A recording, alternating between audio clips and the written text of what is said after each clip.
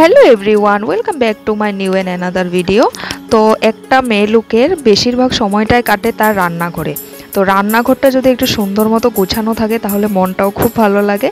তো আজ আমি ভাবলাম যে রান্নাঘরটা একটু ডিপ ক্লিনিং করব। তো দেখো সব জিনিসপত্র ছড়িয়ে ছিটিয়ে আছে, মানে আমি রেখেছি, যেহেতু পরিষ্কার করব মাঝে মধ্যে করে থাকি। তো ভিডিও করা হয় না, কারণ আমার যেহেতু ভিডিওর কোনো স্ট্যান্ড নেই, তো ভিডিও মানে মোবাইলটা রেখে করতেও প্রবলেম।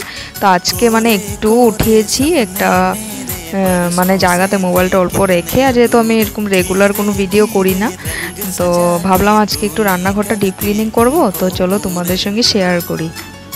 তো এরকমভাবে কোনো ভিডিও করিনি, লাস্ট ফিনিশিংটাই দেখাবো। তো এখান থেকে দেখো সব জিনিসপত্রগুলো আমি সরিয়ে সব অন্য জায়গার, নিচটা একটু ইগনোর করো যেহেতু আমাদের কোনো মডিউলার নেই। তো নিচে সব চাল, আটা, এসব মানে টুকটাক জিনিসপত্রগুলো রাখা হয়। আর এখানে দেখো আমি সার্ফের মধ্যে গরম জল একটু নিয়ে নিয়েছি। বেসিনে কিছু বাসন আছে আমি রেখেছি, যেহেতু ওগুলো পরিষ্কার করব। তো আমি এখন এই জায়গাগুলো মুছবো। তো রান্নাঘরটা পরিষ্কার থাকলে মানে ভালো লাগে, দেখতেও ভালো লাগে।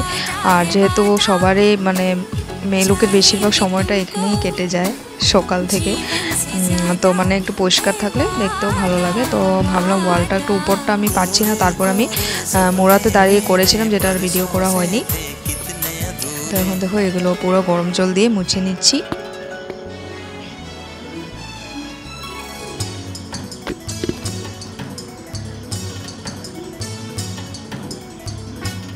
এটা দেখো গ্লাসের স্ট্যান্ড, এটা আমি কিনেছিলাম অন্য কালারের, মানে খুঁজেছিলাম কিন্তু একটা কালারই ছিল, তার জন্য এটাই নিয়েছিলাম পিঙ্ক কালারটা। অন্য একটা গ্রিন টাইপের কিছু একটা নেওয়ার ইচ্ছা ছিল কিন্তু নিতে পারিনি।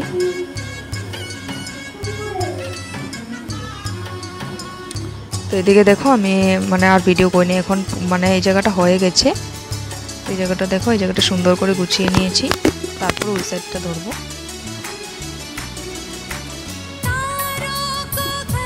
কেমন লাগছে বলো।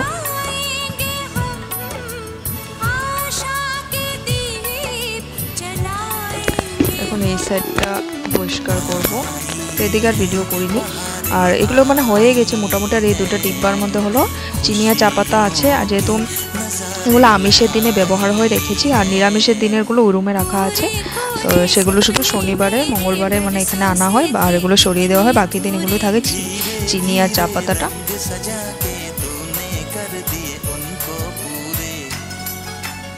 তো এখন দেখো আমার পুরো কমপ্লিট ফাইনাল লুকটা তোমাদের দেখাচ্ছি। নিচটাও মুছে নিয়েছি, আর এই যে দেখো সব দিকে পরিষ্কার করে নিয়েছি এদিকে।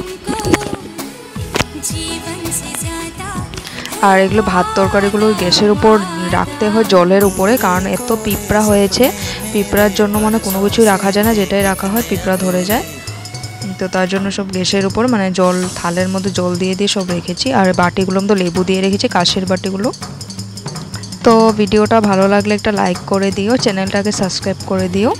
তো আজকের ভিডিওটা আমি এখানেই শেষ করছি, আবার একটা নতুন ভিডিওর সঙ্গে দেখা হবে।